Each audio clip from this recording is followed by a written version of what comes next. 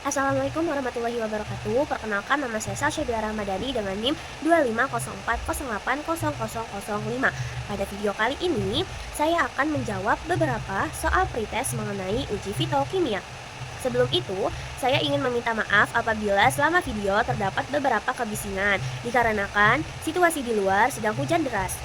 Baik, langsung saja pada soal pertama, yaitu uji alkaloid menggunakan metode Kalfenor-Fitzgerald.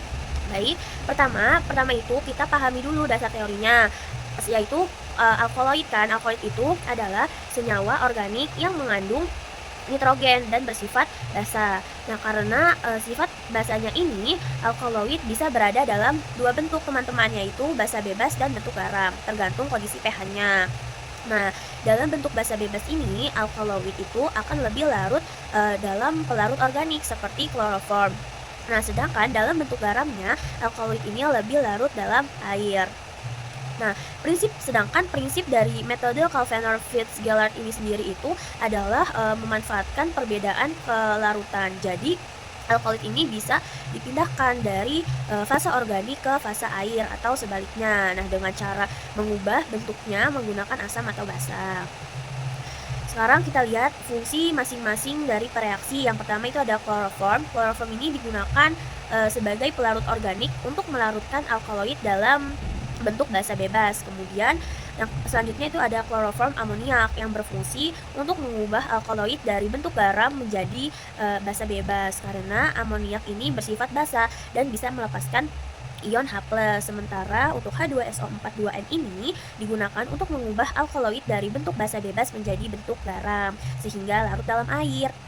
Baik, perubahannya itu bisa kita lihat ketika alkaloid dalam bentuk basa bebas itu direaksikan dengan asam sulfat, maka alkaloid ini nantinya akan berubah menjadi bentuk garam yang larut dalam air, teman-teman.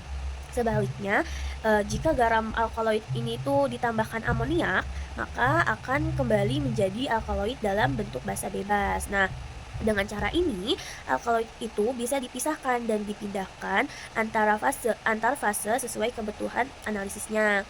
Nah, selanjutnya, untuk memastikan keberadaan alkaloid itu dilakukan uji kualitatif menggunakan reagen Mayer dan Dragendorf. Pada uji Mayer ini, jika hasilnya positif, itu akan terbentuk endapan putih atau putih kekuningan. Nah, pada uji Dragendorf, hasil positifnya itu bisa ditunjukkan dengan endapan jingga hingga merah bata.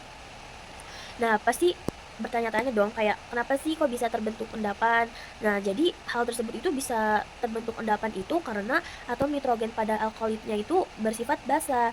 Nah, yang alkaloid yang nitrogen pada alkaloid yang bersifat basanya itu akan bereaksi dengan ion logam dalam reagen, yaitu merkuri pada Mayer dan bismut pada Dragendorf, sehingga terbentuk senyawa kompleks yang tidak larut.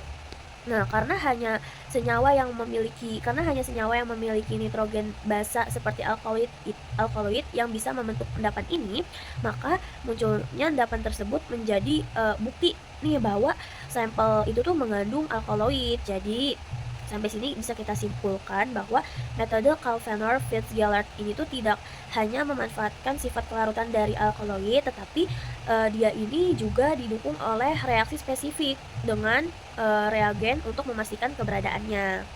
Baik, selanjutnya pada soal yang kedua yaitu adalah uji Lieberman-Burchard, yaitu untuk mengidentifikasi steroid dan terpenoid. Nah, uji ini tuh didasarkan pada reaksi kimia yang menghasilkan warna yang khas. Nah, secara teori, senyawa steroid dan terpenoid ini memiliki struktur cincin dan ikatan rangkap yang bisa bereaksi dalam suasana asam kuat. Nah, ketika sampel dalam fraksi kloroform direaksikan dengan anhidrida asam asetat dan H2SO4 pekat, akan terjadi proses asetilasi dan dehidrasi yang menghasilkan karbokation terkonjugasi. Nah, karbokation ini membentuk sistem konjugasi yang mampu menyerap cahaya tampak, sehingga muncul warna tertentu sehingga muncul warna tertentu yang bisa kita amati. Nah, dalam proses ini, kloroform itu berfungsi sebagai pelarut non-polar. Nah, anhidrida asam asetat ini membantu proses asetilasi, dan H2SO4 pekat ini bertindak sebagai asam kuat yang memicu pembentukan karbokation. Nah, bisa dilihat reaksi sederhananya itu ketika steroid atau terpenoid direaksikan dengan anhidrida asam asetat dan asam sulfat pekat, akan terjadi reaksi kimia yang membentuk karbokation. Nah, karbokation ini kemudian membentuk sistem konjugasi sehingga larutan berubah menjadi berwarna, atau secara konsepnya bisa dilihat bahwa senyawa tidak berwarna berubah menjadi berwarna karena terbentuk sistem konjugasi. Nah, hasil pengamatannya, jika terbentuk warna hijau kebiruan, itu berarti menunjukkan adanya steroid. Nah, sedangkan jika muncul warna merah hingga ungu, itu menunjukkan adanya terpenoid. Nah, khususnya triterpenoid. Nah, warna ini menjadi bukti karena hanya struktur khas steroid dan terpenoid yang dapat membentuk sistem konjugasi stabil dalam kondisi reaksi tersebut. Nah, senyawa lain biasanya tidak akan memberikan perubahan warna yang sama. Jadi, perubahan warna ini bisa kita identifikasi apakah sampel mengandung steroid atau terpenoid.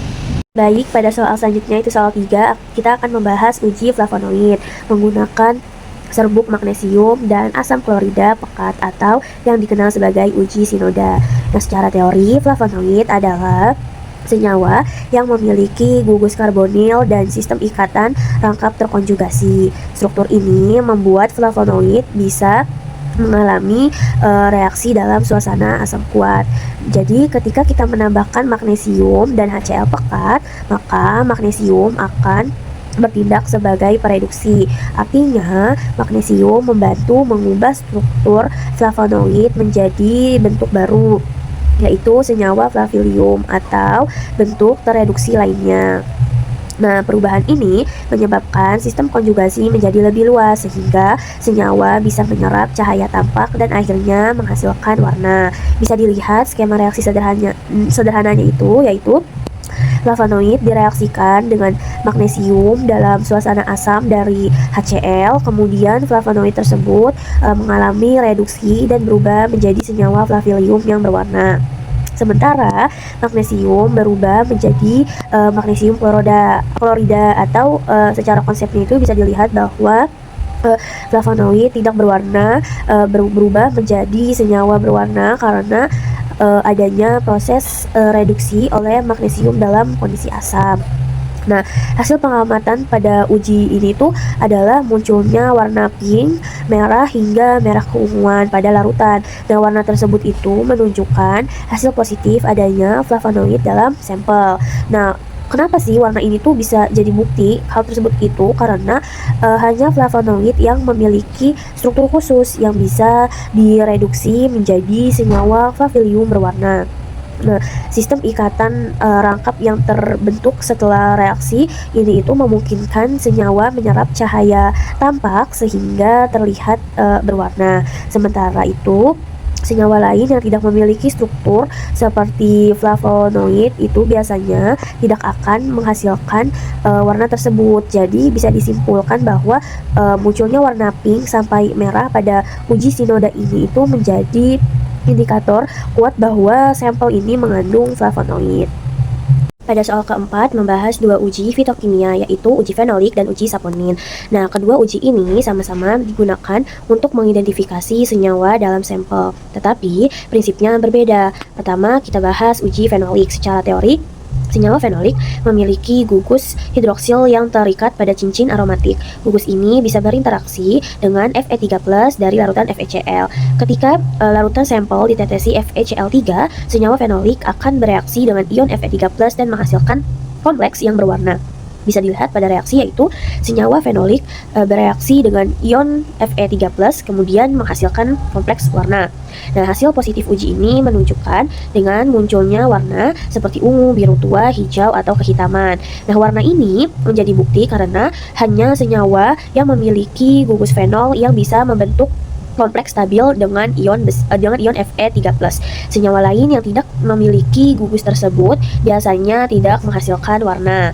Selanjutnya kita bahas uji saponin. Nah, uji ini itu berbeda karena tidak melibatkan reaksi kimia pembentukan kompleks, tetapi berdasarkan sifat fisik saponin. Nah, saponin ini itu memiliki bagian yang suka air dan bagian yang tidak suka air. Nah, karena sifat ini, saponin mampu menurunkan tegangan permukaan air dan membentuk busa. Nah, skemanya bisa dilihat itu adalah saponin bercampur dengan air, kemudian menurunkan tegangan permukaan dan menghasilkan busa yang stabil.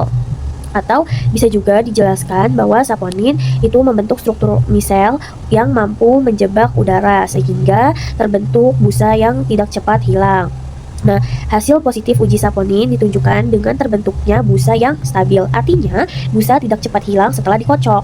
Nah, hal ini terjadi hal tersebut menjadi bukti karena hanya senyawa seperti saponin yang bisa mempertahankan busa, sehingga senyawa lain mungkin menghasilkan busa tetapi biasanya itu busanya cepat hilang. Jadi bisa disimpulkan bahwa uji fenolik ini ditandai dengan perubahan warna karena reaksi dengan ion Fe3+, sedangkan uji saponin ini ditandai dengan terbentuknya busa stabil karena sifat surfaktannya. Selanjutnya, pada soal kelima, kita akan menganalisis hasil uji fitokimia berdasarkan data pengamatan yang sudah diperoleh. Nah, kita akan mengaitkan hasil pengamatan tersebut dengan teori reaksi sekaligus memahami pembentukannya. Baik, yang pertama kita bahas uji alkaloid. Nah, pada percobaan, uji Mayer ini menghasilkan endapan putih dan uji Dragendorf menghasilkan endapan jingga kemerahan. Nah, bisa dilihat pada skema reaksinya, yaitu alkaloid dalam sampel bereaksi dengan ion logam dari pereaksi, kemudian membentuk senyawa kompleks yang tidak larut sehingga muncul endapan. Sementara pada uji Mayer, alkaloid bereaksi dengan ion raksa dan menghasilkan endapan putih. Sedangkan uji Dragendorf alkaloid ini bereaksi dengan ion bismut dan menghasilkan endapan jingga. Nah, karena kedua uji ini itu positif, maka dapat disimpulkan bahwa sampel ini itu mengandung alkaloid. Nah, pembuktiannya itu adalah terbentuknya endapan yang hanya terjadi jika ada nitrogen basa dari alkaloid. Nah, selanjutnya itu kita bahas uji steroid dan terpenoid menggunakan metode Lieberman-Burchard. Nah, hasil pengamatan menunjukkan bahwa warna hijau menunjukkan warna hijau kebiruan. Skema reaksinya itu adalah senyawa dalam sampel bereaksi dengan pereaksi Lieberman-Burchard, kemudian mengalami perubahan struktur menjadi bentuk terkonjugasi yang menghasilkan warna. Nah, warna hijau kebiruan ini menunjukkan adanya steroid, sementara itu terpenoid biasanya memberikan warna merah atau ungu, sehingga pada sampel ini itu tidak dominan terdeteksi. Untuk pembuktiannya itu adalah warna khas yang hanya bisa dihasilkan oleh struktur inti steroid. Berikutnya adalah uji flavonoid. Pada percobaan, setelah ditambahkan magnesium dan asam klorida, itu bisa dilihat adanya muncul warna merah muda. Skema reaksinya bisa dilihat bahwa flavonoid dalam sampel ini itu nantinya direduksi oleh magnesium dalam suasana asam, kemudian berubah menjadi senyawa berwarna yang disebut flavilium. Nah, perubahan ini itu membuat senyawa ini bisa menyerap cahaya tampak sehingga terlihat warna merah muda. Nah, karena muncul warna tersebut, maka flavonoid ini dinyatakan positif. Nah, selanjutnya pada uji fenolik dengan larutan FeCl3 itu hasilnya adalah warna biru keunguan. Skema reaksinya bisa dilihat bahwa senyawa fenolik ini bereaksi dengan ion Fe3+, kemudian membentuk kompleks yang menghasilkan warna biru keunguan. Nah, warna ini itu menjadi bukti karena hanya senyawa fenolik yang bisa membentuk kompleks stabil seperti ini. Nah, yang terakhir itu ada uji saponin. Pada percobaan ini memang terbentuk busa, tetapi busanya ini cepat hilang sebelum 5 menit. Nah, skema reaksinya itu bisa dilihat bahwa saponin ini seharusnya membentuk busa stabil karena mampu menurunkan tegangan permukaan air dan membentuk struktur yang menjebak udara. Nah, namun karena busa ini tidak bertahan lama, maka hasilnya dinyatakan negatif. Nah, pembuktiannya ini adalah tidak terbentuknya busa stabil yang menjadi ciri khas saponin. Jadi bisa disimpulkan bahwa sampel ini positif mengandung alkaloid, steroid, flavonoid, dan fenolik, tetapi negatif untuk saponinnya. Nah, semua kesimpulan itu didukung oleh kesesuaian antara hasil dari pengamatan. Baik, sekian dari saya. Wassalamualaikum warahmatullahi wabarakatuh.